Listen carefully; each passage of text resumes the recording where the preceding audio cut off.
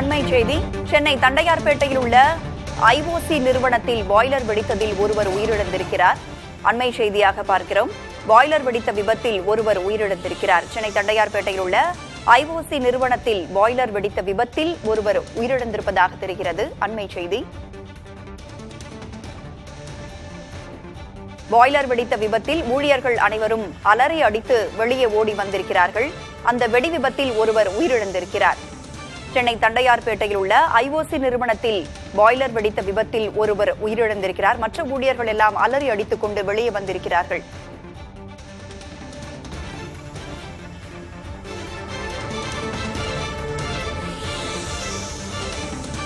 இது தொடர்பான கூடுதல் விவரங்களை வழங்க இணைந்திருக்கிறார் நமது செய்தியாளர் ஆனந்தன். எப்படி இந்த விபத்து நடந்துச்சு, என்ன ஆச்சு சொல்லுங்க முழுமையா.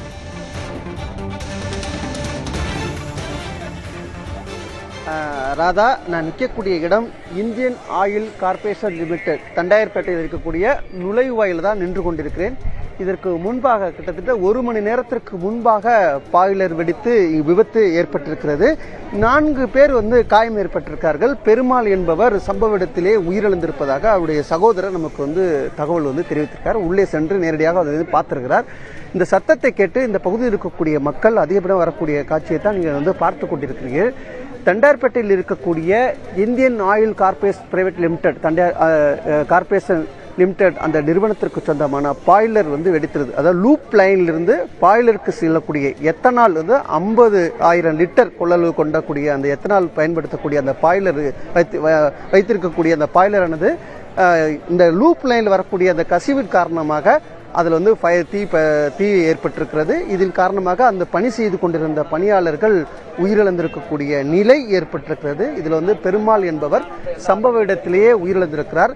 இந்த தகவலை அறிந்து காவல்துறை உயர் அதிகாரிகள் இந்த கார்பரேஷன் லிமிடெட் நிறுவனத்திற்கு சொந்தமான அதிகாரிகள் தற்போது சம்பவ இடத்திற்கு நேரடியாக பார்வையிட்டுக் கொண்டிருக்கிறார்கள்.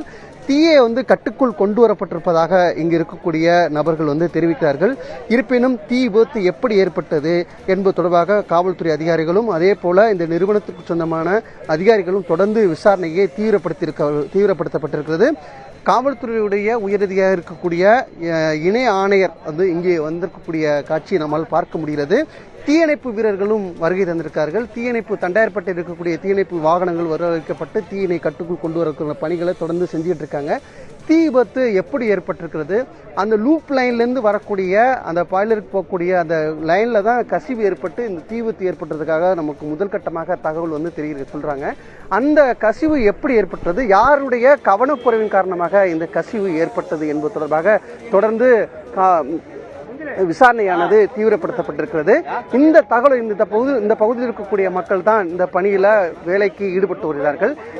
தற்போது இந்த சம்பவத்தை அறிந்து ஒருவர் பெருமாள் என்பவர் உயிரிழந்திருக்கார். மற்ற 2 மருத்துவமனையிலிருந்து சிகிச்சை அளிப்பதற்காக தனியார் மருத்துவமனைக்கு கொண்டு சென்றிருக்கார்கள்.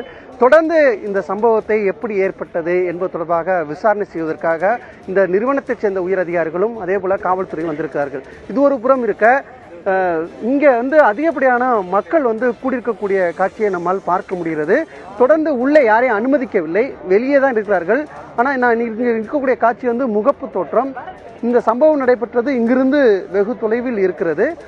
அங்கிருந்து விபத்து ஏற்பட்டு காயம் ஏற்பட்டவர்களாம் இங்கு கொண்டு வரப்பட்டு இங்கே வைத்து தான் தற்போது சிகிச்சைக்காக எடுக்கக்கூடிய நிலையும் அதை ஒருவர் உயிரிழந்திருக்கிறார். அவரையும் தற்போது இங்கே தான் வைத்திருக்கிறார்கள். என்ன ஏற்பட்டது என்பது பேசுவதாக இந்த பகுதி மக்கள் பேசலாம். சார் வணக்கம் சார். எத்தனை மணிக்கு தெரியும், நீங்கள் எத்தனை மணிக்கு இங்கே வந்தீங்க? சார், நாங்கள் ஒரு 11:30 மணிக்கு நாங்கள் அந்த சைடில் கேட்டில் வேலை செஞ்சிருந்தோம். அதுவும் இந்தியன் ஆயில் தான். ஒரு 11:30 மணிக்கு இந்த மாதிரி நாங்கள் உள்ள பேசுறது அந்த இது பாய்லர் வெடிச்ச சவுண்டு கேட்டுச்சு. ஃபர்ஸ்ட் ஒன்று வெடிச்சது, 2வது ஒன்று வெடிச்சது. எல்லாமே அங்கே இருக்கிற எம்ப்ளாய்ஸ் செக்யூரிட்டிலாம் என்ன பண்ணிட்டாங்க, இது மாதிரி ஃபயர் ஆகி போச்சு, நீங்கள் எல்லாம் வெளியே போயிடுங்க அப்படின்னு சொல்லிட்டாங்க. நாங்கள் எல்லாம் வெளியே போயிட்டோம். அதுக்கப்புறம் ஒரு இன்ஃபார்ம் வந்தோடனே இந்த மாதிரி பெருமாள் ரொம்ப காயம்பட்டிருக்கு, சரவணன் ரொம்ப காயம்பட்டிருக்கு அப்படின்னு சொன்னாங்க. நாங்கள் எல்லாமே இங்கே சரி எந்த இடத்துல அடிபட்டதோ அந்த கேட்டாண்ட நின்று பார்த்தோம். இதில் சரவணன் ஹாஸ்பிட்டல் கொண்டு போயிருக்காங்க. பெருமாள் என்றவர் இதுவரையும் எந்த ரிசல்ட்டும் தெரியல. லாஸ்ட்ல கேட்டதுக்கு, நாங்கள் பிரச்சனை பண்ணி கேட்டதுக்கு பெருமாள் இது மாதிரி உயிர் வந்திருக்காரு அப்படின்னு சொல்லிட்டாங்க. அதனால நாங்கள் இது பண்றோம். சார், இப்போ உள்ள எத்தனை பேர் வேலை பார்த்தாங்க? இப்போ அதுல அந்த லைன்ல மட்டும் எத்தனை பேர் வேலை பார்த்தாங்க தெரிஞ்சுச்சா? எதுவும் சொன்னாங்களா? அதை பத்தி கேட்டீங்களா? சார், இங்க நிறைய பேர் வேலை செய்யறாங்க சார். இப்போ ஒரு இடத்துக்கு போறாங்கன்னா அவங்க இந்த சைடில் ஒரு 6 பேரோ இந்த சைடில் ஒரு 7 பேரோ பிரித்து விடுவாங்க. கம்பெனி ஆஃபீஸர் வந்து பிரித்து விடுவாங்க. அதில் அங்கே போனது 4 பேர் பிரித்து விட்டுருக்காங்க நம்மளுது. அதில் ஒருத்தருக்கு இது மாதிரி ஆயிருக்கு. ஆனால் எத்தனை பேர் இருக்காங்கன்னு தெரியல ஒன்றும். ராதா, கேட்டிருப்பீங்க, பணிக்கு வந்து ஒரு நாளும் வந்து வேலைகளை பிரித்து வேலைகள் வந்து செய்வாங்க. இன்று வந்து அவர் அந்த வேலை செய்வதற்காக 4 பேரை பிரித்து அனுப்பியிருக்கார்கள். அப்பொழுதுதான் அந்த வந்து விபத்து ஏற்பட்டிருக்கிறது. அதில் பெருமாள் என்பவர் உயிரிழந்திருக்கார். மற்றவர்கள் காயம் ஏற்பட்டு சிகிச்சை அளிக்கப்பட்டு வருகிறது. ராதா, சென்னை தண்டையார்பேட்டையில் பாய்லர் வெடித்த விபத்தில் பெருமாள் என்ற ஒருவர் உயிரிழந்திருப்பதாக தெரிவிக்கப்பட்டிருக்கிறது. 2 காயமடைந்து மருத்துவமனையில் அனுமதிக்கப்பட்டிருக்கிறார்கள். மற்ற ஊழியர்கள் எல்லாம் பாதுகாப்பாக வெளியே வந்து கொண்டிருக்கிறார்கள். அதற்கான நடவடிக்கைகள் தற்பொழுது எடுக்கப்பட்டு வருகிறது. விசாரணையானது தொடங்கி நடைபெற்று வரும். விசாரணையின் இறுதியில் என்ன விவரம், எப்படி இந்த விபத்து ஏற்பட்டது என்பது விவரம் தெரிய வரும். களத்திலிருந்து பல்வேறு தகவல்களை வழங்கியமைக்கு நன்றி ஆனந்தன்.